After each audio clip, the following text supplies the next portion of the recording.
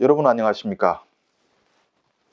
어느덧 금강산 관광이 중단된 지 11년째 들어섰습니다. 요즘 북한은 금강산에 있는 한국 시설들을 뜯어가라고 우리 정부를 향해서 압박의 강도를 높이고 있습니다.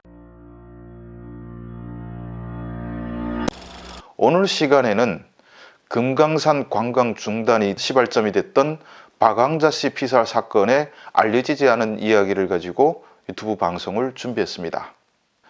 금강산에 들어갔던 한국인 관광객 박왕자 씨가 피살됐던 사건은 2008년 7월 11일에 일어났던 사건입니다. 당시 박왕자 씨는 53세 여성이었는데 금강산에 갔다가 북한 병사에 총에 맞고 사망했습니다. 구조를 보게 되면 해변가에 뚝을 쌓아가지고 올라가지 못하게 했는데 이게 경계가 애매하니까 북한 쪽으로 올라갔습니다. 그런데 공교롭게 여기에 북한 여군 방사포 부대가 있었습니다. 당시 박왕자 씨를 쏜 북한 초병은 19살 북한 여군이었습니다. 사실 북한 경비병들이라 해서 다 실탄을 갖고 있는 건 아닙니다. 그렇지만 금강산은 첨예한 전초기지이기 때문에 실탄을 보유하고 경계 근무를 섰던 것입니다. 이쪽은 종종 탈북 루트로 사용되던 구간이기도 했습니다. 분명 지휘관들은 이쪽 경계를 철통같이 강화하라는 주문을 했을 겁니다.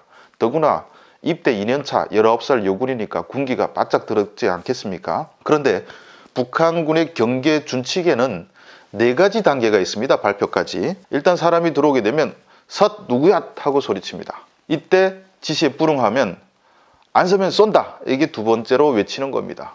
그래도 안 서고 이렇게 움직이게 되면 업돼 있던 자리에서 한 바퀴 돈다든지 옆으로 움직여가지고, 왜냐하면 그쪽에서 총알이 날아올 수 있으니까 공포탄을 쏘게 됐습니다.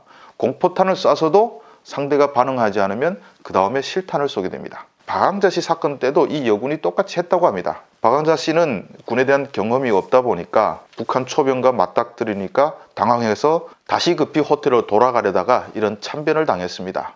자, 사건이 이렇게 벌어졌으니까 그 다음에 사건 책임 추궁을 놓고 남북이 서로 기싸움을 벌이기 시작했죠. 결국 남쪽은 사건 발생 이틀 만인 7월 13일에 금강산 관광지군의 인원들을 모두 철수시켰고, 그렇게 금강산 관광은 끝났습니다. 당시 북한 대남 일꾼들이 딱 봤을 때는 박왕자 씨 사살한 사건이 파장이 크니까 이걸 어떻게 수습할지 전전긍긍하고 있었습니다. 그런데 이때 김정은이가 딱 한마디 했습니다. 그 여군은 경계 근무를 훌륭하게 수행했으니까 상을 주라, 이렇게 지시가 떨어진 겁니다. 주라고 했으니까 낮은 등급의 상을 주면 또 그렇고, 그렇다 해서 사람을 죽였는데 아주 높은 등급의 상을 주긴 또 그렇지 않습니까?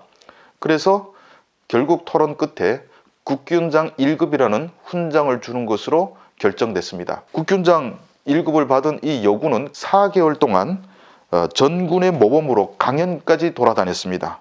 국균장 1급은 북한 훈장 책에서 봤을 때 상위에 한 4번째 들어가는 꽤 높은 훈장인데, 일반 병사가 국균장 1급받기는 거의 불가능합니다. 11년 전에 19살이니까 올해는 이 여성이 30살쯤 됐습니다. 현재 북한군 대대장, 여군 대대장 정도를 하고 있을 가능성이 상당히 큽니다.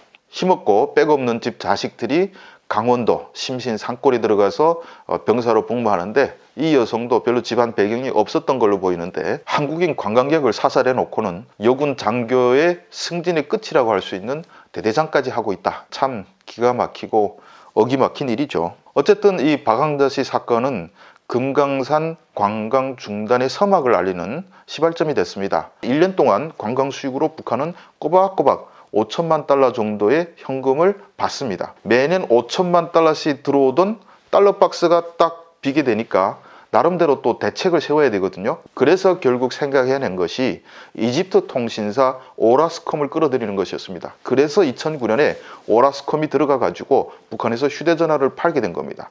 중국에서 부품을 수입해다가 원가는 100달러 정도밖에 안 되지만 이 휴대전화를 300달러에 팔아먹었습니다.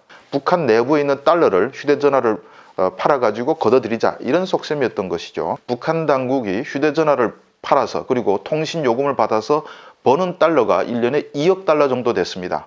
결국 금강산 관광 중단의 여파로 북한 주민들은 휴대전화를 사용하는 그런 긍정적 효과가 있고, 휴대전화가 사용되니까 북한 내부에서 정보가 빠르게 확산되고 나름대로 아주 긍정적인 효과가 있었다, 이렇게 볼 수 있습니다. 지금 김정은은 한국 정부가 금강산 시설을 안 갖고 가면 다 폭파해버리겠다 이렇게 으름장을 놓고 있는데, 제가 볼 땐 그렇습니다. 김정은이가 폭파하고 싶다면 스스로 더 멋있게 짓겠다고 하니까 놔두십시오. 대북 제재가 풀려서 좋은 날이 있게 되면 우리야 뭐 새로 지은 집 나쁠 거 없지 않습니까? 너무 가슴 아파할 필요도 없고 큰일 났다 이렇게 생각할 필요도 없습니다. 이상 오늘 시간 금강산 관광 중단의 뒷이야기, 그리고 금강산 관광을 어떻게 봐야 되냐, 이런 점에 대해서 말씀드렸습니다. 감사합니다.